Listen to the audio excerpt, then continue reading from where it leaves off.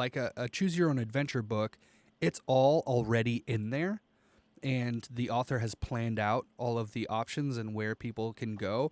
With Project Indigo, is that more what you're doing? Like you have an idea of all the possibilities of where it could go, or is it like step by step participants or Mhm. the people involved, are they helping you actually create the story as you go? That's an interesting question, right? So what it is like one thing that I think is important is that we do want to keep the story organized. We want to have it kind of run in these acts. Like if you imagine a season of a TV show or something, we want each act to have a plot, right? Like a start, a middle, and an end. And so that people periodically do feel as if the story is resolving in some way, right? And they get some enjoyment out of that. What we don't want is this ongoing, meandering, pointless story that just feels like a soap opera, right? That never ends. So we want to organize it in acts. We're going to keep doing that. We'll keep telling the story. For the first act, we definitely have a sense of kind of what the end point is, and we have a bunch of possibilities for the middle, right? So as the players kind of decide on the path that they're taking, we are aiming towards certain kind of events, right, that need to happen in the story, but we don't have every single detail laid out. Like we don't know exactly when you're going to meet X character or we'll use X trait in the story. We're kind of keeping that flexible because we want to keep that creative energy going around like kind of what the story is that we're telling as we partner with more projects and include more ideas just in the gameplay and how we want to use our future collections and future NFTs. We want to keep that pretty flexible so that we can work those things into the narrative as we go along.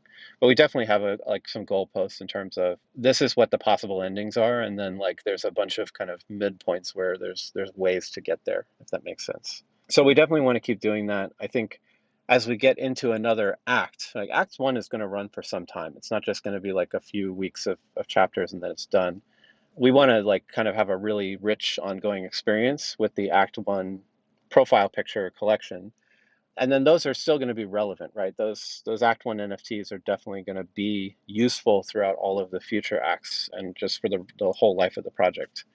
But as we get into Act Two, for example, we probably will release another collection that kind of gets into, all right, maybe we've moved on the map. We're in kind of a different location now. There's different people. It's like a different culture, maybe a different population that we're talking about. And so we may do a collection for those characters, right?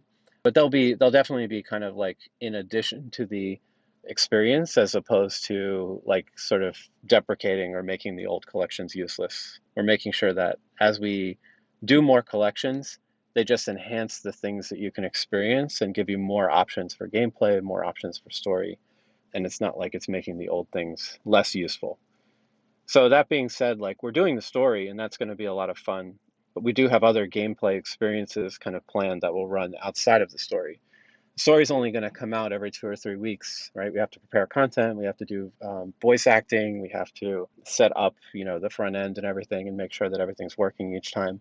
So that's going to be something that a holder can experience every few weeks and go in and okay, there's more content. I'm getting some bonus talks. I'm able to vote.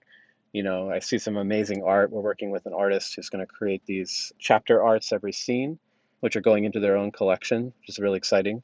But outside of that, it's like, well, what do I do on a Tuesday if I just want to use my NFTs? We're coming up with some interesting gameplay experiences. So you'll be able to form a party. It's kind of an RPG-like experience. So you put three Wastelanders in a party.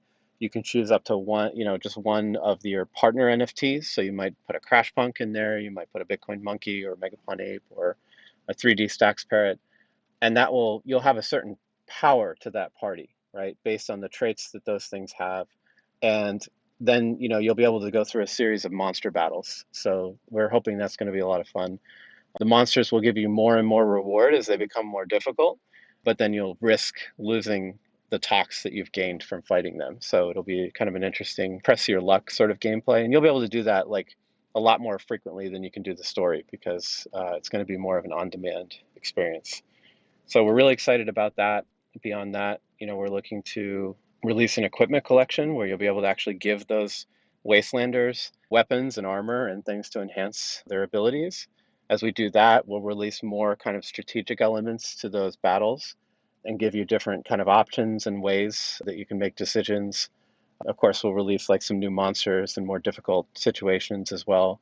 We have some fun Easter eggs planned there based on some of the things that the community has done. So we're really excited about that kind of thing as well. Long term, we'd like to get to a point where you're not just earning the Tox currency. Tox currency is really cool, and you'll be able to buy the equipment collection with it, which I think is going to be exciting.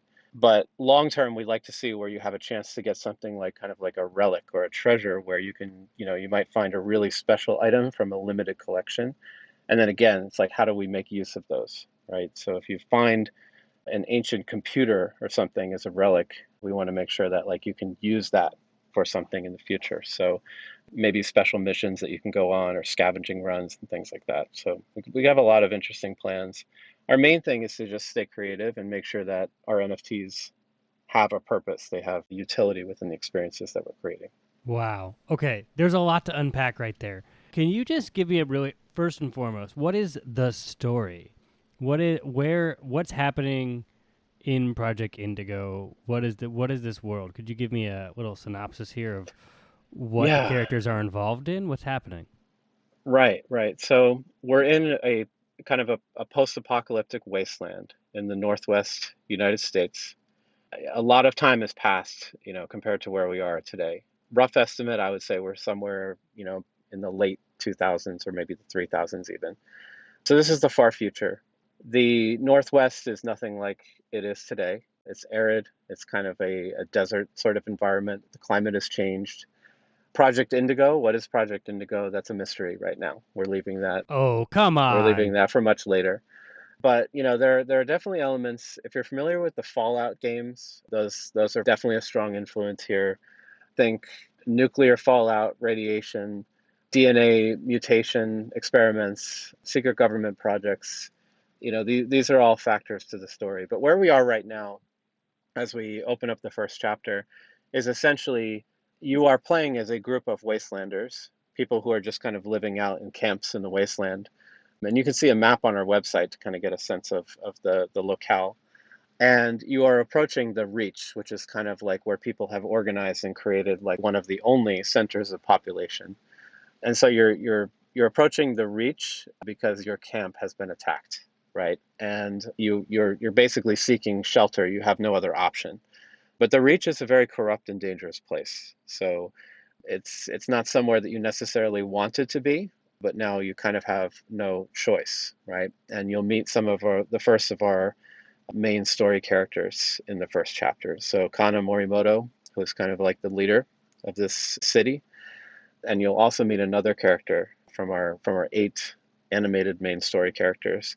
And those will be the ones that you have those interactive conversations with in the first chapter. Now those characters that are the quote unquote main characters, do people own those NFTs or is that just part of the project? Yep, those 8 characters they represent kind of the top 8 rarity of our Act 1 collection. So there's 8 animated NFTs, and they are all main story characters, meaning they'll have a prominent part in the story, and they'll be, the primary ones that you're having those interactive conversations with. Gotcha, gotcha. And those are the holders of those NFTs aren't writing out the scripts. The scripts have already been written. Yeah, no, we're creating the story. I'm creating the story primarily now with the support of another excellent writer. And yeah, and it's going to just kind of unfold and evolve as people vote on the direction. We'll prepare another chapter, and you'll get to meet more of these characters and see how things are progressing towards, ultimately what's going to be a conclusion for Act 1.